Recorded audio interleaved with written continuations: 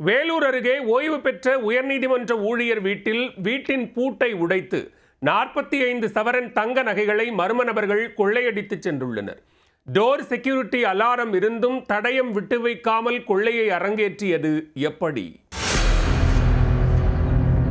பூட்டி கிடந்த வீட்டில் 45 சவரன் தங்க நகை மற்றும் 2 லட்சம் ரூபாய் ரொக்கப்பணம் கொள்ளையடிக்கப்பட்டுள்ளது. இரும்பு ராடால் கதவை நம்பி உடைத்து துணிகரச் செயலில் ஈடுபட்டவர்கள் போலீசில் சிக்குவார்களா?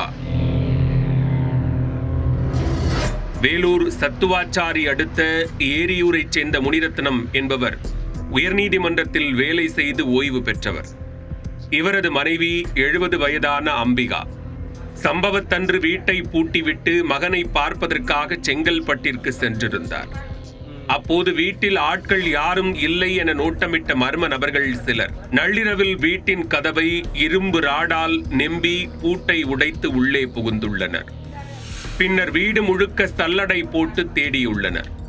அதில் பூஜை அறையில் உள்ள பையில் மறைத்து வைக்கப்பட்டிருந்த 45 சவரன் தங்க நகைகள் மற்றும் 2 லட்சம் ரூபாய் ரொக்கப்பணத்தை கொள்ளையடித்துவிட்டு தப்பிச் சென்றனர்.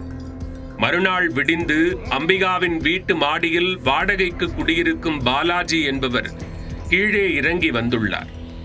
அப்போது பூட்டு உடைக்கப்பட்டு கதவு திறந்து கிடப்பதைக் கண்டு அதிர்ச்சி அடைந்த பாலாஜி இதுகுறித்து அம்பிகாவிற்கு செல்போனில் தகவல் தெரிவித்துள்ளார்.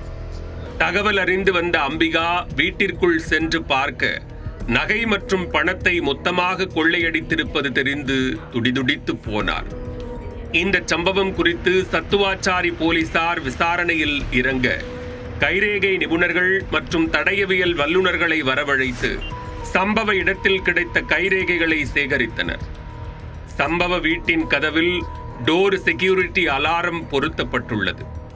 ஆனால் இவர்கள் வீட்டில் இருக்கும்போது பலமுறை அந்த மணி ஒலித்ததால் இம்முறை திருட்டு எச்சரிக்கை மணியை ஆஃப் செய்துவிட்டு வெளியே சென்றுள்ளனர். இதனால் அக்கம் பக்கத்தினருக்கும் கொள்ளை சம்பவம் குறித்து தெரியாமல் போனது. இதனை அடுத்து கொள்ளையர்கள் யார், எங்கிருந்து வந்தவர்கள் என வழக்கு பதிந்து விசாரிக்கும் நிலையில் அவர்கள் பிடிபட்டால் மட்டுமே திருட்டின் மொத்த பின்னணி குறித்தும் தெரிய வரும். கதவுலாம் போட்டா அப்படிதான் மரக்கதவு போட்டு தான் அந்த நடந்திருக்காரு. இது